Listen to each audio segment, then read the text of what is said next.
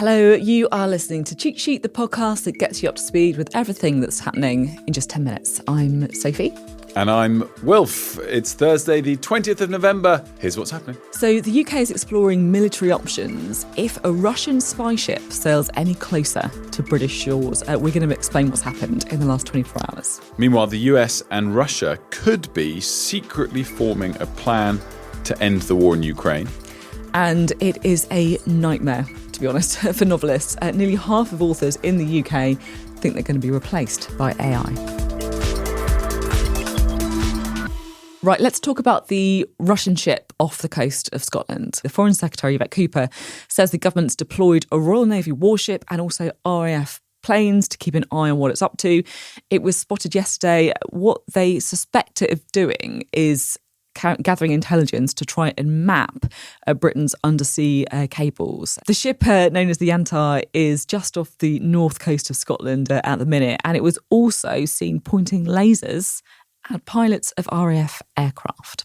Let's listen to what the Defence Secretary had to say. He said the UK is exploring military options if it gets any closer to British shores, and he did a press conference yesterday as the news broke and addressed the Kremlin directly. So my message to Russia and to Putin is this. We see you. We know what you're doing. And if the Yantar travels south this week, we are ready. We are ready. It's pretty serious stuff. It's just on the edge of our territorial waters, but is in our economic waters. And I think, though, that what jumps out most of all, the Defence Secretary was saying, is the laser that was used is a military-grade laser, which is aiming to distract the pilots. It's not some child with a laser and something like that, and that's clearly very serious. As our security analyst, Michael Clark, who I always look to at things like this, says, this is very serious. We're right to be worried. As you said, we're ready. Is the rhetoric. It came after yesterday we talked about this report from the House of Commons that said we're not ready. So I do think we're starting to see how real the threats are and how essentially urgent it is that this extra spending is spent well and efficiently on the type of threats we face today, which are changing, and that we do that with urgency. The difficulty is John Healey says we're ready. But what are they actually going to do? Because any attack on this warship will be seen as a massive escalation with Russia, which I would imagine is not what they want to do. And if you look at what Russia is saying, they've denied spying. They've accused the British government of what they're describing as an escalation of militaristic hysteria, and saying that actually there's nothing to see here, that it's just a oceanographic research vessel. Get over it. At least it's not, an armoured ship, so perhaps they could intervene and stop it as opposed to attack it. Hopefully it doesn't get to that. So sticking on the topic of Russia, Sophie, this is a really interesting story as it relates to Russia, Ukraine, and potential attempts to find peace. So Steve Witkoff is Trump's special envoy for these sorts of peace negotiations. Yesterday, on social media, he reshared a report from the US news organization Axios, which suggested that secret negotiations between the US and Russia were happening again. And he started to type, he must have got this story from K. The post was then deleted. So everyone thinks he was trying to send a private message, not to do a post. They think K most probably is Kirill Dmitriev, who has become Putin's unofficial envoy to Washington, kind of Witkoff's opposite man. I can't actually get my head around the fact that this is quite a serious guy here, right? He's doing an important job and he just sends something by mistake publicly that he meant for a direct message. I mean, what on earth? Well, what I find kind of confusing is he stopped short of finishing the message.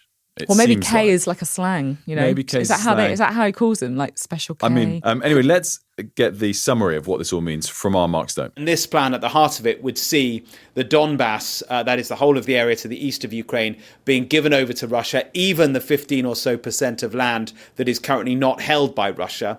And in return, there would be some sort of a security guarantee by the Americans. But as yet, we still don't have detail on what that security guarantee will be. The final piece of this jigsaw is that the Europeans, the coalition of the willing, which includes the British, were not privy to this plan, and nor were the Ukrainians at the point at which it was drawn up. if what's in this Axios report is true, as Mark was kind of alluding to, it's not a plan that on the face of it looks that fair to Ukraine. That said, President Zelensky, who's been in Turkey over the last couple of days, was speaking very warmly about President Trump and his efforts to find peace. So maybe more's happening behind the scenes. Maybe that's just Zelensky saying warm things to President Trump because he knows he has to either way. One to watch. So Donald Trump has gone and signed the bill, which means that he has given the green light to the release of all of the files relating to the convicted sex offender Jeffrey Epstein. We know, of course, and we've been talking about all week, that US politicians have voted on it, have passed it, but he's done it, right? So the I's have been dotted, the T's have been crossed by Donald Trump himself. So now the US Justice Department has got 30 days to release all the documents. It's going to be loads of stuff, right? It is going to be an absolute trove of stuff. All the investigations, prosecutions, custodial matters, flight logs, immunity deals. I mean, there is an awful lot here. And I guess what everyone is waiting for is what on earth is in them. And particularly, is there going to be anything in them relating to Donald Trump himself? There's also, is there still going to be stuff redacted as well? But either way, it's a big step. He signed the bill. Within 30 days, there's going to be a big trove of information for everyone to pour through. Sophie, I know you're a major bookworm. Well, waking up this morning, half of the UK's authors say they fear that AI could end up replacing their work entirely. Research from Cambridge found a majority of them say that they think their books are already being used to train generative models without their permission. There's a lot of fear out there for all sorts of creators about AI, but I think writing, more than other areas, is perhaps going to be most under threat. I find the story really depressing, I'll be honest, because I think that they're right. I think that AI is going to have a huge impact on novelists, right? Because writing a novel is a long, arduous, time-consuming, difficult, creative task, right? And if you can get AI to do it quickly, cheaply, don't have to pay any advances, then I can't see why publishers wouldn't start doing that. And the difficulty is, I think, that AI is obviously improved. It is improving all the time. But for me, I'm somebody who, books that kind of define my life in a way, novels in particular. And I find the trend about AI deeply worrying, because I think that novels keep us in touch with humanity. I think they teach us empathy. I think they get us in the heads of other people, so make us understand the world more and care more about other people and understand people who don't have the same views as us. And we're already seeing a crisis in book reading anyway, right? It's falling off a cliff. And, I think it's something that should trouble us. So MPs today are going to tell terrible dad jokes in the House of Commons to highlight their paternity leave concerns, which they say is the worst dad joke of all. Very brilliant, this. And we've got a few examples in here that we're going to hear later today. So the Liberal Democrat MP for Henley and Thames is saying, I used to hate facial hair, but then it grew on me. Boom.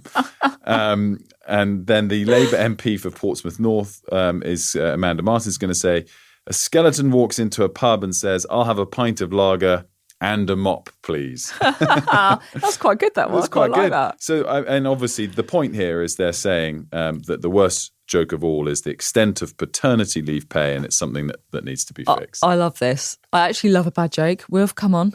Got a dad joke for us? I do like telling dad jokes, and sometimes he even laughs. Oh, very good. Very good. It doesn't quite work because my dad's not around anymore. But anyway. I think it adds to it, probably. It still works. Yeah, exactly. So bad was my humour, he left the room. I love it. What I love about this as well is we just get to tell dad jokes all through the day because of it. Yeah. So tell us your dad jokes. The email address for us, cheatsheet@sky.uk. We love dad jokes. Brighten up our morning. We have to get up very early. The best thing about having a child is the joy of having a child. The second best thing is it then made my humour fit what it already was. What, dad joke? Terrible dad jokes. I love it. That is it for today's cheat sheet. I hope you've enjoyed all the episodes this week. You can follow us on YouTube. Obviously, listen wherever you're listening to this already. Probably found it out. And also email us as well if you've got any story suggestions, if you've got any dad jokes that Wilf and Nick can pass on his own. Please do. We'd be very appreciative. Cheatsheet@sky.uk. Do listen tomorrow as well when you've got Anna Jones and Kamali Melbourne, who can have all the news you need in 10 minutes. British politics is failing, and if people aren't apathetic, they're angry. That's why we're here. Daily Politics from the New Statesman is your can't-miss guide to the inside view of politics. I'm Ollie Dugmore. I'm Anoosh Chakelian. And every day we speak to our reporters, writers and experts to help you understand what's really going on in Westminster and beyond. Is the radical right unbeatable? Why is Keir Starmer failing? And what's the left going to do about any of it? Follow Daily Politics from the New Statesman on Apple Podcasts, Spotify, YouTube or wherever you listen.